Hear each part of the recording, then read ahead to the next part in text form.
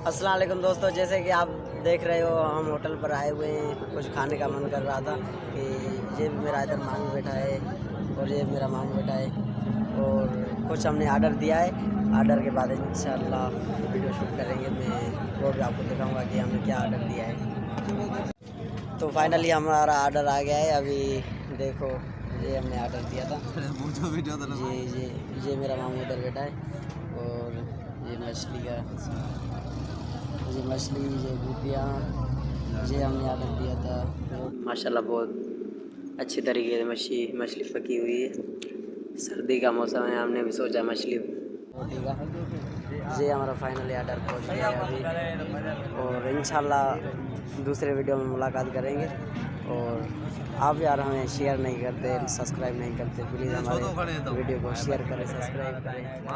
और हमने ये आर्डर दिया।